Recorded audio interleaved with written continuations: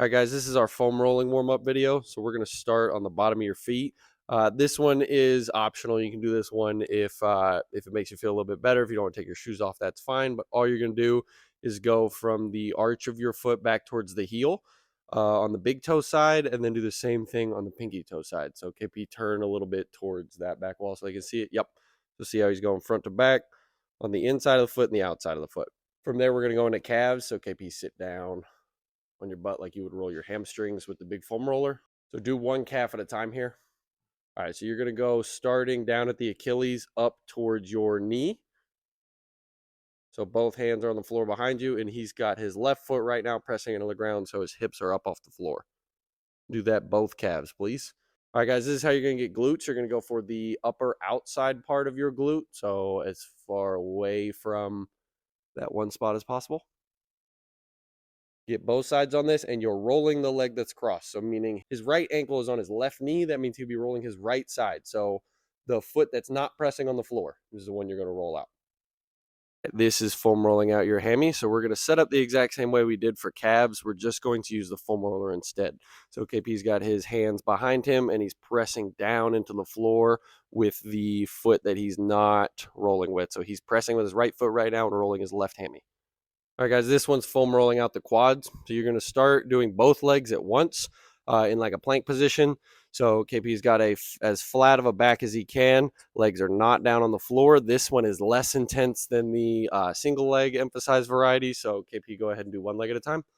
So what you're going to do is roll over towards the side you want to roll a little bit, and then kick the leg you're not rolling up on top of the other one. So if you look at KP's right leg here, it's sitting on top of his left, and his right arm is now extended. He's up on his hand instead of down on his elbow.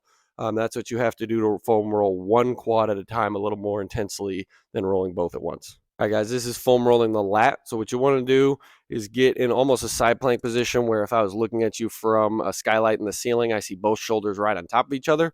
And the arm that's down on the bottom is going to reach out above your head.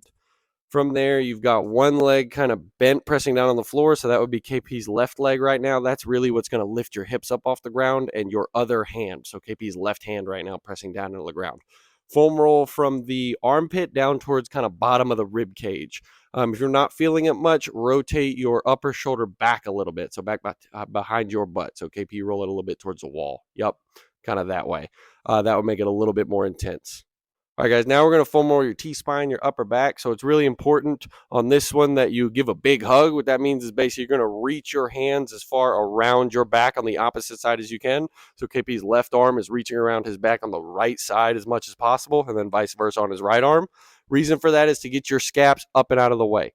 From there, you're going to bend your knees and put your feet on the floor pretty close to your butt and lift your butt off the floor. Then foam roll from the base of the neck just below where your scaps would be, or to the middle of your back. All right, now we're rolling out our adductors, which is the inside of your thigh, inside of your upper leg. So KP's going to start in the same position he would roll his quads from, but the foam roller is going to be out to the side, parallel to you instead of perpendicular. He's going to lift his knee up just as high as his hip. Notice his foot on his right leg is pointing out to the side away from him. Then you're just going to go side to side. His back knee, his left knee right now is up off the floor. He's pressing through his left foot. So we're rolling side to side from knee to hip with your knee just as high as your hip. So he's going to go forearms from here. So just on one knee, going to press with his other arm down onto the lacrosse ball. You could also do this one on the floor if you want. You could get it done on the wall, but we prefer it down on the ground. Get both sides, both the palm side and the back of the hand side of that forearm. Really only have to do this one on throwing arm unless you're really feeling something on the non-throwing arm. All right, guys, now we're rolling out the tricep. So you're going to start in the same position with a box. You could do it on the wall, but we prefer it the same way you're doing your forearms, on a box or on a bench at the field. Then you're going to bend your elbow, place the back of your upper arm on the ball. We're going to start with a little bit of wedging, so you leave the ball where it's at, press down into it, and move your forearm on top of it, so you're just extending your elbow out. Then you can press down with your left arm on your upper arm and move your upper arm along the ball too. Either way you like, we really like for people to do both of them. All right, guys, so this one could be done on the wall, on the end of a dugout, or on a squat rack, but all you're going to do is turn your palm towards the wall and get up in the ball right up on your pec inside of your shoulder. Then we're going to go kind of diagonal. So from basically his collarbone down towards his armpit.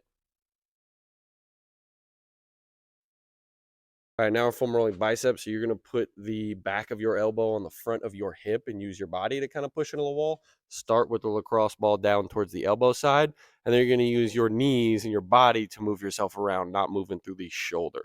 So he's pressing into the wall, making sure he's breathing big exhales.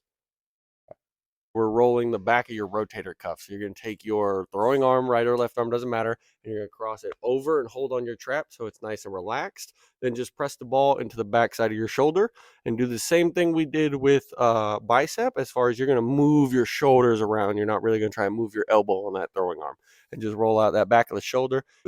See how you want to get that entire back side of your shoulder back there. So this one might be a little bit longer, 30-40 seconds, because it's an important spot and there's a lot to cover back there.